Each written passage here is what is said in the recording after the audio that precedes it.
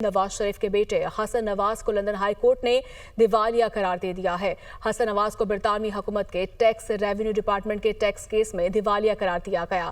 हसन नवाज को 2023 के case number 694 में दिवालिया करार दिया गया है। हसन नवाज से मुतालिक केस 25 अगस्त 2023 को फाइल किया गया था। हसन नवाज को रवा साल अप्रैल में दिवालिया करार दिया गया है। हसन नवाज को दिवालिया अपने ज़ाती टैक्स की अदम अदायगी की बुनियाद पर किया गया है। Director international affairs Haseeb Arsalan हमारे साथ मौजूद हैं। हसीब, आगाह कीजिएगा, ये मामला है क्या?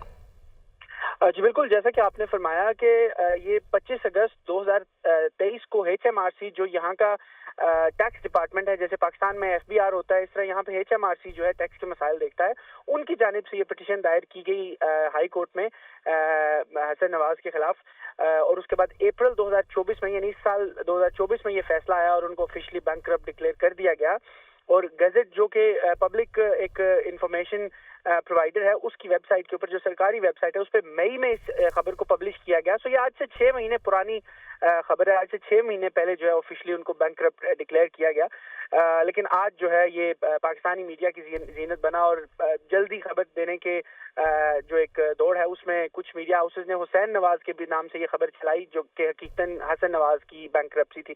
सो अब इसके पीछे जब हमने थोड़ी रिसर्च की, अकाउंटेंट से बात की, जो लीगल एक्सपर्ट्स हैं उनसे बात की, तो उनका ये कहना था कि ये उनके पर्सनल जो है वो टैक्स रिटर्न्स हैं, जिसकी अदम अदायगी की बुनियाद पर HMRC ने उनको अदालत में लेकर गए। और उसमें दो चॉइसेस होती हैं। एक तो ये होती है कि आपका जो टैक्स ड्यू है वो आप पे कर दें, और अगर आप ये कहें कि मैं वो पे नहीं कर सकता, मैं वो पे करने के काबिल नहीं हूँ, मेरे पास इतने फंड्स इस वक्त मौजूद नहीं है, तो फिर आप बैंकरप्ट डिक्लेयर हो जाते हैं। जिसका नुकसान ये होता है कि उसके बाद जो फाइनेंशियल इदारे हैं वो आपको लोन नहीं देते, वो आपको मॉर्गेजेस नहीं देते, और आपकी जो फाइनेंशियल लाइफ है वो बड़ी डिफिकल्ट हो जाती है। और उसके बाद भी बैंकरप्ट डिक्लेयर होने के बाद भी ये ऑप्शन होता है कि या आप वो जो हाई कोर्ट, जो कोर्ट ने का ऑर्डर जारी किया होता है, उनके साथ एक पेमेंट प्लान सेट कर लेते हैं और स्लोली आप वो अमाउंट पे करते रहते हैं।